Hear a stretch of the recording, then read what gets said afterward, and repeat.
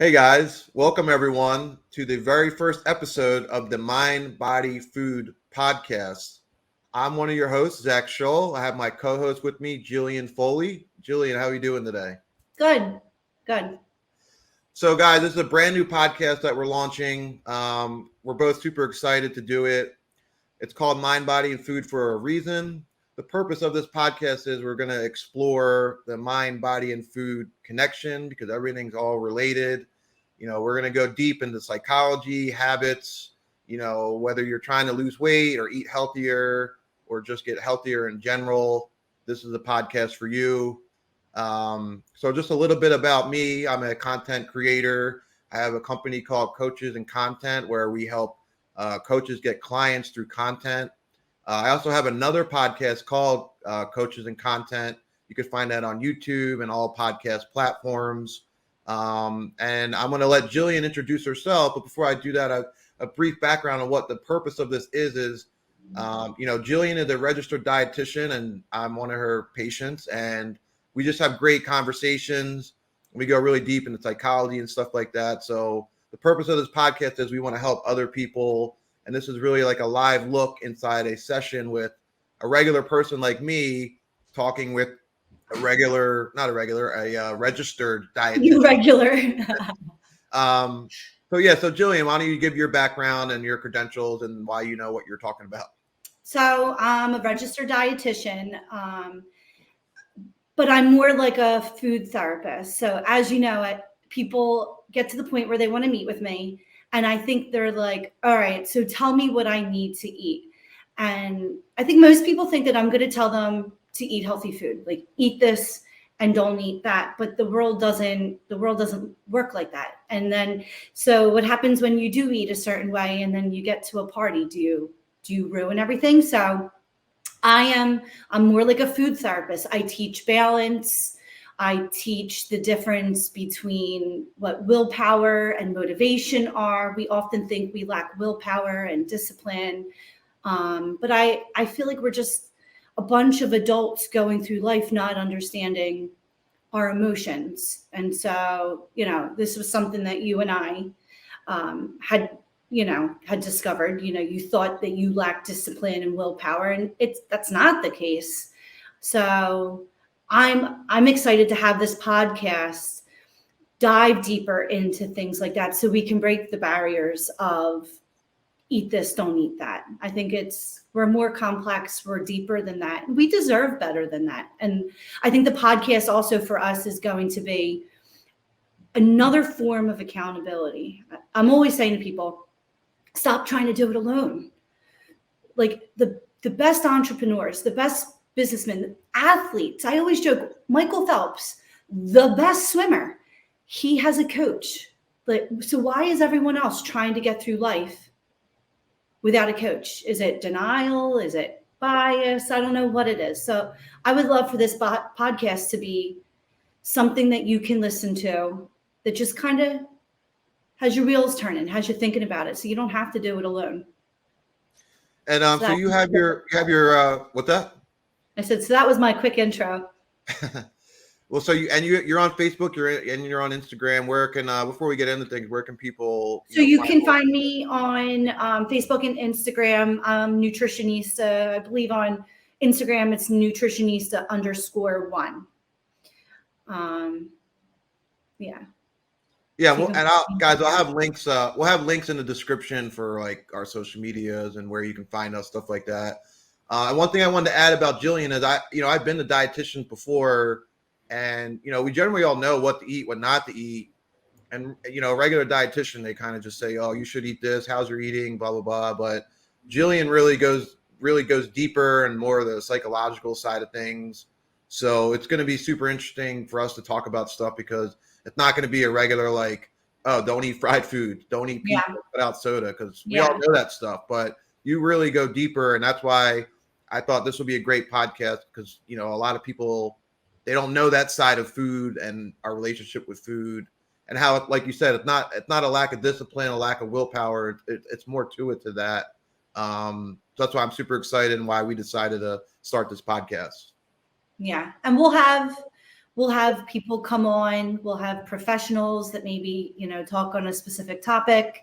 I was thinking we would have average people on here, where you can hear a story about how someone was failing over and over again until it just like clicked. And that'll be good because that'll help you relate. I love a story. I hate when I buy a book and it's like a story about a guy who like felt like he wasn't successful, but he still owned like millions of dollars. I'm like, I can't relate to that. I love a good story about someone who was like down and out and now they're not. So I would love to have people on the show like that too, that finally accepted it and figured it out. For sure. Yeah. It just hit me. Have you ever seen the movie Analyze This or Analyze That? It's with Robert De Niro and Billy Crystal. Should I be embarrassed if I say no? No, but it's funny because it's basically Robert De Niro is like a mafia guy. Billy Crystal is like this therapist. And the movie's it's a comedy, but the movie's about Robert De Niro being a mob guy going into a therapist. And then like part of the movie is showing him going to therapy. So I kind of feel like this is kind of. I did see that like years ago. Yeah, it's older. Yeah. But that's kind of what this is. It's like an inside look of somebody going and talking to a therapist. So that's why I think it's going to be super interesting. It's kind of like a live therapy session. Sure. But it's going to be mind, body, and food. Yeah. And I'm excited. I mean, there's a slew of topics that we can have. Like, obviously, the mind part is going to be on a psychological base. I would love to have a full discussion one day on like the psychology of habit, motivation. Procrastination's a huge one. Everyone procrastinates and we don't understand why, and then we judge ourselves. So I'm looking forward to that part. But then even the body aspect, like in my head, it was like, I think we could tie food and body together. So yes, do I like to promote balanced eating? Sure. But let's not take away from the fact that, you could have 1,600 calories worth of ice cream. It still wouldn't be good for you. So I would love to dive into like a physiological standpoint sometimes and be like, here's what it's actually doing within the body. Like, this is why you feel like this when you're eating this. So I think that'll be neat because that always gives you an edge up on how to eat well. You might take a second look at that cheesesteak when you really take a look at it. So like, here's an example. I had an appointment the other day and he's been watching his sodium content and his cholesterol, but he'll do it on like, so for instance, I was like, oh, you could go into Wawa and if you're in a rush, you could get like a cheese stick and beef jerky. And he's like, yeah, but I look at the sodium content on the beef jerky and it's not good for you. And I'm like, you said you eat like the what's called like this Godfather cheesesteak. Like, not only is it a cheesesteak, but they, first of all, it sounds like heaven. They put it on garlic bread. I'm like, but you'll eat that. So like, I would love to talk about, yes, it's easy to look at a package, but do you know what you're eating when you're eating fast food or takeout? And, so diving into like what food does to the body in general. Yeah. So why don't we just jump into, mind, body, food. Not to brag, but I came up with the name Mind, Body, Food, but we both like it. No, I did. I'm just kidding. But I think that really sums up like what we're going to talk about. So I guess you should go first because you're the registered dietitian. But what is it, mind, body, food? Like, what does that mean to you when you hear that, or like, what's the connection between the three? I felt like I said it. You did, I guess, yeah. The mind is the psychological. Honestly, I feel like the mind piece is what most people are missing. Don't get me wrong. The body piece is missing also. But the mind piece, people think it's just an educational thing. Everyone thinks it's just the food. I'm missing the food piece. If I could just figure this out. You're always Googling a diet. Well, how does this food make you lose weight? How does this, supplement make you? We're missing the mind piece. We don't know how to work our brains. You feel stressed or anxious or depressed. and you don't know what to do with it, so you eat. Is that the first time you've been sad? No. Then how are you still surprised every time it happens? How are you still surprised? You feel like a failure. What do? You eat. Is that the first time you felt like a failure? No. So it's like, I don't know. I just feel like this is like a campaign. Like, why don't we start going, okay, if we are going to live with these evolved brains, what are we going to do about it? Because if you think about it, we have two parts of our brain, right? We have, what is it? The prefrontal cortex. I think I'm right. Yeah. If someone's watching and I'm not right, don't call me out.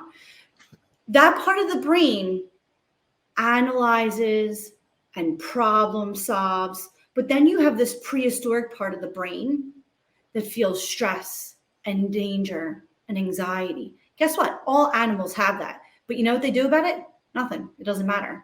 Here we are. We're like, look at you feeling stressed out. We don't know how to balance our brain. So for me, the mind is the most important part of this whole equation. And I'm here to say it because I always joke, I did the ultimate diet. I went to school for nutrition. I was like, I need to figure this out. I took 6 years of nutrition and I graduated and was like, but I still don't know what to do. It doesn't matter how much education you have. If you don't have a balance with your brain, you can't stop eating the queso dip at night when your family goes to bed. So for me, the mind part is really exciting. And then, like I said, like the body piece, we'll get to talk about exercise. We'll get to talk about sleep and what it does for the body. We'll get to have like a more physiological part of the conversation. And then food, sometimes we'll talk about food. Sometimes we'll talk about where to get a really good cheesesteak. Yeah, it's interesting that the name of this is Mind, Body, Food, because like I feel like that's kind of almost the order of importance. Like the mind's important, and then the body, and then the food, right? Yeah. Because it starts here, and then up here affects down here. Yeah. And I think you make a good point. I think a lot of people are missing that component in their life. Yeah. Of the mindfulness and the mind part, because how many times do we we get a cheesesteak or we get fast food and we just feel like so bad afterwards, physically and mentally. And then we say, oh, I'm never eating that again. And then a week later we do it again. So that's where the mind comes in, right? Yeah. Or you say, oh, I just screwed up everything. So then you give in. Right. And then you order ice cream. Yeah.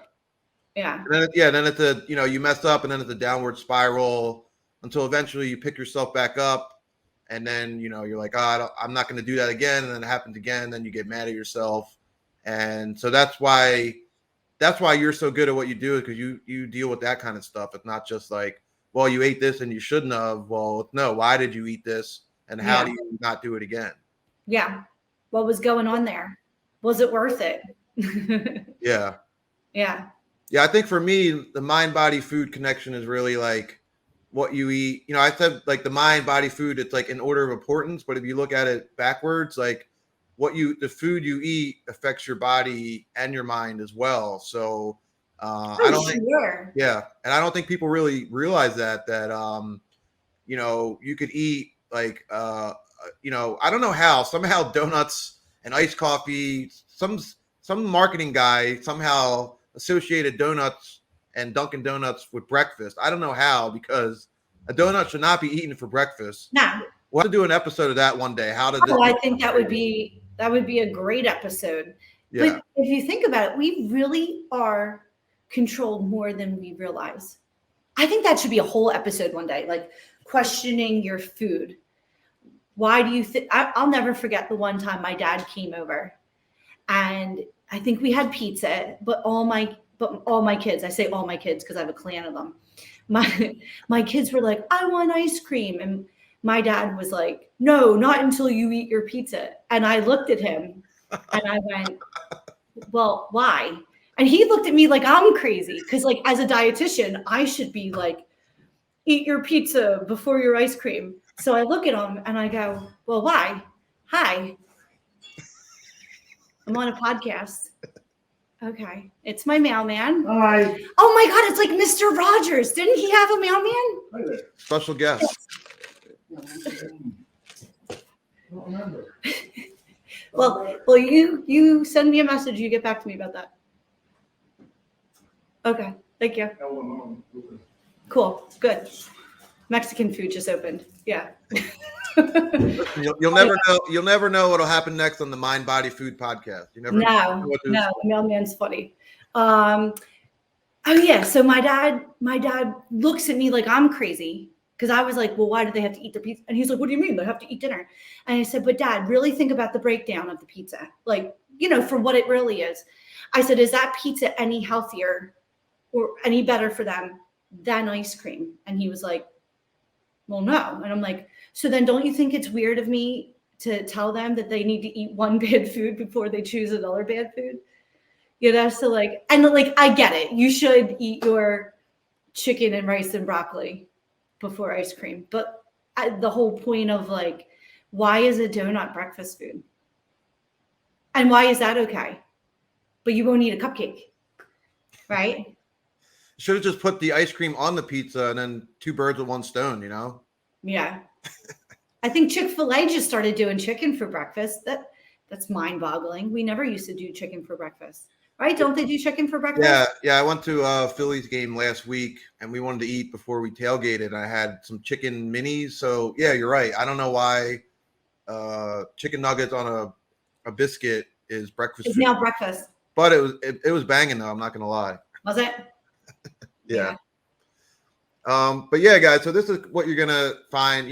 I forgot to mention too how it's gonna be a lot of humor as well. Like, this is not a boring personality. We're 2 Philadelphians with smart ass attitude, so you just should expect a lot of jokes because humor is a great way to deal with issues as well, right? Yeah, I think so. Well, I think because really at the end of the day, it's not that serious. Right. Yeah. And I think you're right. And the more I think we make it more serious. We make it so serious. And we beat ourselves up. And then that doesn't help anything. It just makes everything worse, really. Yeah. Yeah. So you screwed up. You had a cheesesteak. Whatever. It really doesn't matter. Yeah. I think that's a good thing that I was thinking about this too, is that it's not, it is about what you eat today, but it's about the overall big picture and what you eat every day. So if you have a cheesesteak today, just get back on your horse and don't eat one for a month or something like that. Don't eat one for a month. Wait, hold on. This is why you're not allowed to give nutrition advice. That's it, guys. You just got your fill for the month. Right. Yeah. Yeah. Or no, my thing is be contemplative. Don't get me wrong. I'm not telling people that they need to eat a cheesesteak, once a week. I'm really not. You know that. But if you are going somewhere, be contemplative. Have a game plan. Know what you're doing. Because if you're going to South Philly in 2 weeks to meet your brother-in-law, and he lives down the street from Pat's, and you haven't had a cheesesteak in a couple weeks, and you haven't had Pat's in 2 years, you're in denial if you think you're not eating it. Be contemplative. Make it your choice. I think that's what defeats people, is they think that when they fail, it wasn't their choice. It wasn't. You told yourself you weren't having it, but you didn't really mean it. Yeah, that's a whole. As we talk, there's more episodes. So how to make it a lifestyle. We should have a checklist right here, like a virtual checklist. Yeah. Every time we say something, it just it spawns a whole nother episode. Yeah. So with Mind Body Food, why don't we talk about what else we because I think we've driven home the point of it's not going to be a regular, you should eat this, you should eat that, but what other type of topics do you think that we'll get into? We talk about habits, making it a lifestyle. What are some of your favorite things to kind of talk about and cover that help people the most? I would like to do one on, I would love to do one on self-esteem. That is huge. I don't think you can accomplish anything in that category or in that realm if you don't think you can. And I don't mean a person, listen, some people have attitudes where they're hard on themselves, right? And I'm not saying like, I think when I tell people that I want them to have higher self-esteem and to work on that, and I have strategies for how to work on that, so that's why I would love for it to be a topic. I think often people confuse that with being complacent. I'm never asking you to be complacent. But if you really truly doubt yourself and all you do all day long is tell yourself how you suck, then you're right. You suck. So I would love for self-esteem to be one. I'd obviously love for habit to be one. I love the psychology of the way habit even works in the brain. I would love to talk about, I think you and I had discussed this once. I recently have gotten into like stoicism, and discipline and willpower and what they really mean, and how like before religion was a big deal, the Romans, like the same way people go to church on Sundays, people would go to philosophy school. I'm like, how cool is that? And then you would go in there and you would just like have free discussion. So I would love for that to be a topic. I wouldn't mind talking about my bike sometimes. Oh yeah, definitely. Yeah, because I talk about my bike too, for sure. Yeah. Yeah. Or just exercise in general. I love talking about exercise. It's nothing that I push on anyone. I think you have to want to do it. I don't tell people what to do, but we are animals. We're meant to move. There's such thing as a runner's high, and I'm mad that the runners claimed that line first, but there's a lifting high. There's a Zumba high. It's called get off your butt and do something high. And I think that leads to happiness and momentum. So yeah, I have a slew of topics. I also want to do, someone gave me this idea the other day. I forget what they were talking about. Are you smarter than a fifth grader? How cool would that be? And then like, I would Google like nutrition questions that like a fifth grader would get if you needed a description for what that is. Yeah, I mean that's the thing. This is going to be fun, guys. It's not going to be like some boring, thing about food or whatever. Like we're going to make it fun. We'll do stuff like that. One other thing I want to touch on too is so we talked about weight loss and helping people with their eating, but I'm curious what are some other issues why people come to see you? Because I know it's not just people trying to lose weight. What other things can we help people with besides just losing weight? Even though that's a big thing, but just with eating better. So obviously, a majority of the people that I help are weight loss, or even if they're at a point where they're like, I'm no longer focused on the scale, it's still about lowering body fat, just kind of feeling better in your skin. With that comes control over diabetes and blood sugar, high cholesterol, high blood pressure, things of that nature. I also do some sports nutrition. So that's a really cool topic we could get into. Like what's required, if you're working out an hour versus 2 hours, we could talk about, is Gatorade really good for you? Do you really need to take those gels or goos? I also really enjoy I really like kids nutrition, like adolescents, because you have to get them. To me, I think parents often are like, but I need them being healthier. And it's like, look, their food's fortified. This country's fine. Your kid's not going to grow up with any issues because they didn't eat well. It's more like my thing is like the same way we're like screwed up as adults because we weren't taught how to eat or taught how to handle stress eating, whatever. My thing for kids is like, let's nip that one in the butt now. Do not overwhelm them. Do not put like a plate full of broccoli on their plate and tell them they can't get up from the table. So I really enjoyed helping children too. Yeah, you make a good point of like our adult habits are from us being a kid. So even if we talk about with kids, it might help people reflect back on like their own life when Oh, they were a sure. kid and why they have their habits. Yeah. Like for me, I know our family always jokes about, what's for dessert. Like Yeah. even before we eat dinner, like what's for dessert, and it's a joke, but it's really not at the same time because we want dessert. So Yeah.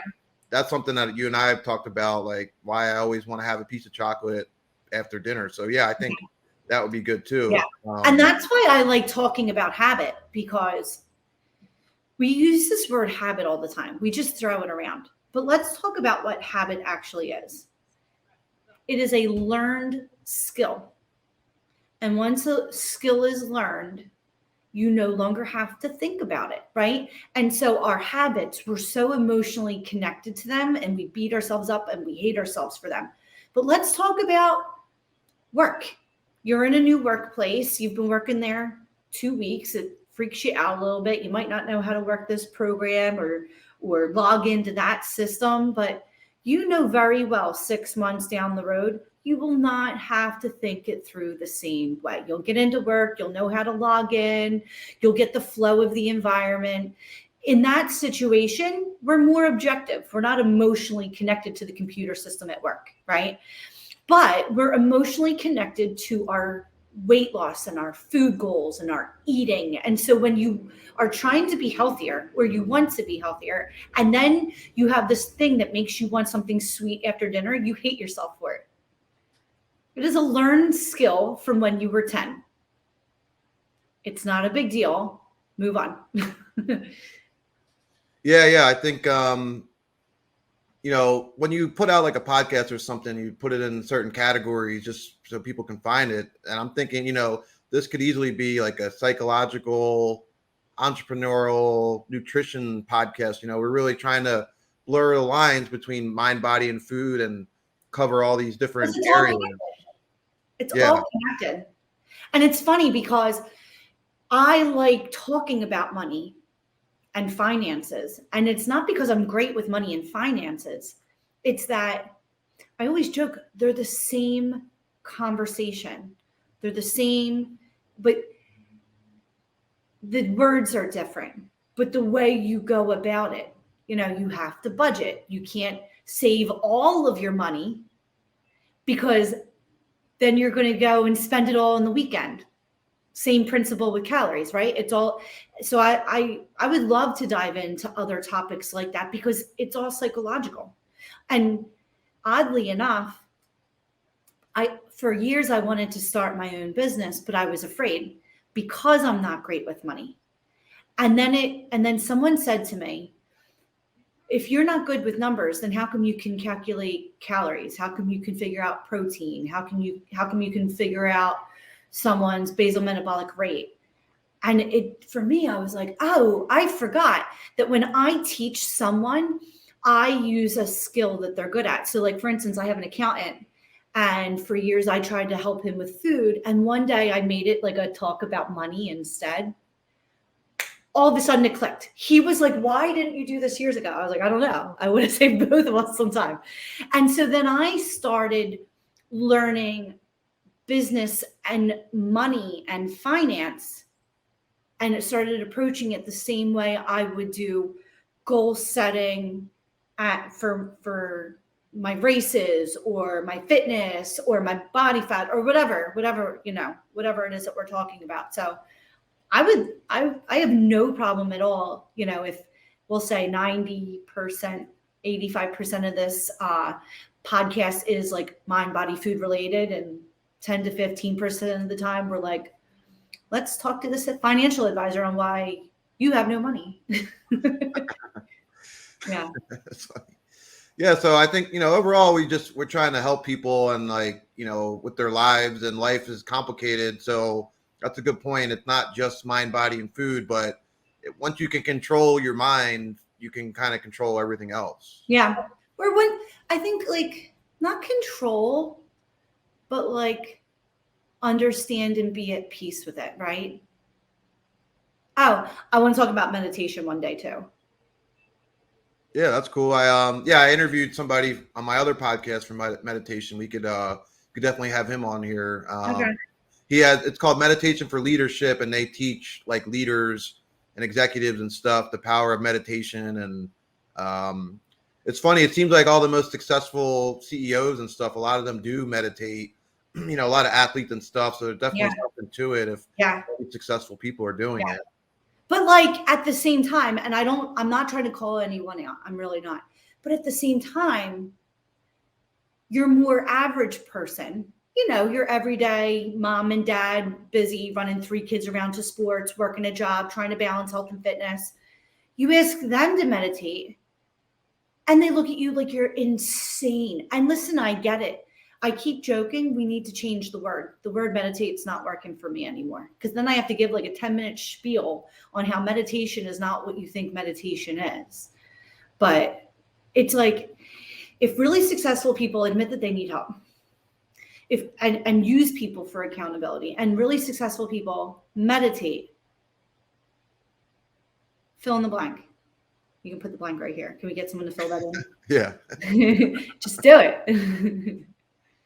Yeah. Yeah. Well, I think here's a good point to wrap it up, because I think we, I think we really went into what to expect from this podcast and kind of how it started and what our goal is and stuff like that. So we'll be having 1 episode a week, and it'll be on YouTube and all podcast platforms. And on Spotify. Oh, we'll be on Spotify. That I'm like really excited. I feel famous, even though like it's not. I'm not. But like. Well, you will. No, you will be. Give it 6 months. We'll be famous. Yeah, I'm trying. Yeah.